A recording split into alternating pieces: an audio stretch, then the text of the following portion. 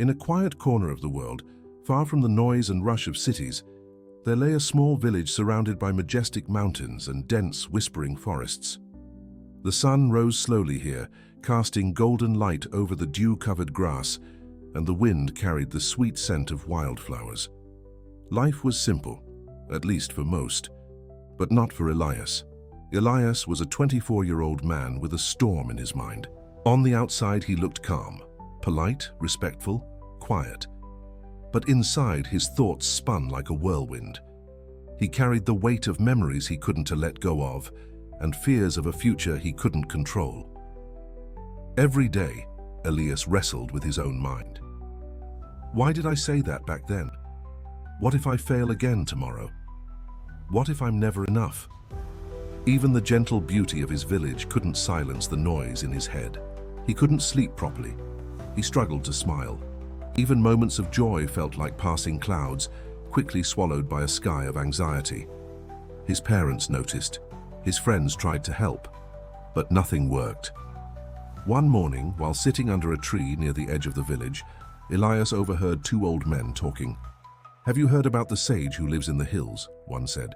"They say he was once a great psychologist in the city, but he left it all behind to live a life of peace. People say he can quiet even the noisiest minds," the other added. That sentence hit Elias like a spark in the dark. A man who could quiet the mind? Could he quiet mine? That night Elias didn't sleep. He lay in bed staring at the ceiling, thinking not about his regrets or fears, but about the old man in the hills. The next morning he packed a small bag, hugged his mother goodbye, and set out on a journey to find this mysterious sage. The road was not easy. Elias crossed rocky paths, climbed steep hills, and walked through forests thick with mist. At night he slept under the stars, listening to the sound of owls and distant rivers. He had no map, only a direction and a hope that something, or someone, would be waiting for him at the end. Days passed. Finally, after almost a week of travel, Elias reached a village perched on a quiet hill. It was a place untouched by time. No honking horns, no glowing screens, no restless crowds. Just wind, trees, and peace.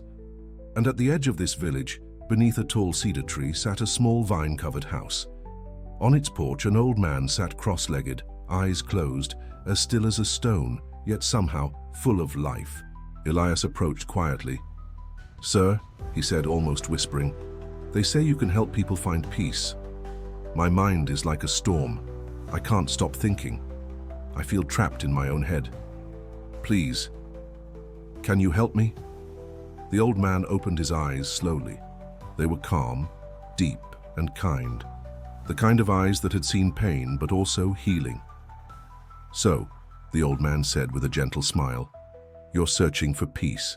He stood up slowly and motioned for Elias to follow. They walked around to a small courtyard where birds chirped and sunlight filtered through the trees. The old man picked up a clear glass and filled it with water all the way to the top. Not a single drop more could fit. He handed it to Elias carefully. "This," he said, "is your task. Walk from this house to the far end of the village and back. But remember, not a single drop must spill." Elias was confused. What did this have to do with his mind? But he nodded, took the glass, and began walking. The path through the village was lively. Children ran past laughing. Shopkeepers shouted offers, roosters crowed, and dogs barked. A cart nearly bumped into him. A man shouted in the distance, but Elias paid no attention. His eyes stayed locked on the water, hands steady, breaths deep, every step taken with care. He didn't look left or right. He didn't react to the noise. He didn't think about the past or worry about the future. For the first time in a very long time, his mind was focused only on now. It took longer than expected, but eventually he returned to the house. Not a single drop had spilled. He handed the glass to the old man, proud and a bit relieved. "I did it," he said. "I didn't spill a drop." The old man smiled. "Good. But tell me, did you see the children playing by the well? Did you hear the music from the flute player near the tree? Did you notice the beautiful flowers blooming by the roadside?" Elias blinked. "No, I didn't notice any of that. I was too focused on the water. The old man placed the glass down gently. That, Elias, is what peace looks like. When your mind is focused on just one thing, when you are truly present, the noise fades. You weren't thinking about your mistakes, you weren't worrying about tomorrow, you were here fully in this moment. He paused. The storm in your mind. It doesn't need to be fought, it needs to be quieted. And that quiet lives in the now, not in what was or what might be. You found it, not by chasing peace, but by focusing your awareness. Elias stood still, letting the truth of those words sink in. He didn't realize it, but something inside him had already shifted. The weight in his chest was lighter.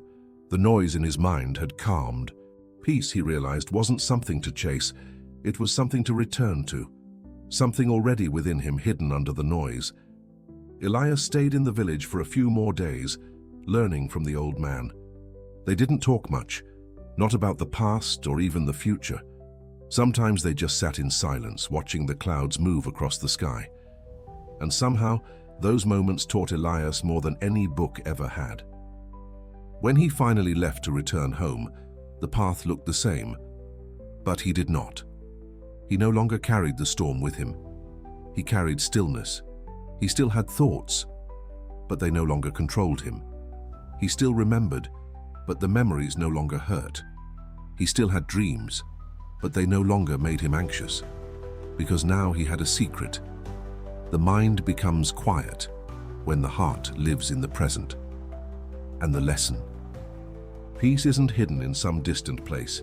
It's not waiting in success or buried under your regrets. It's not something someone else can give you.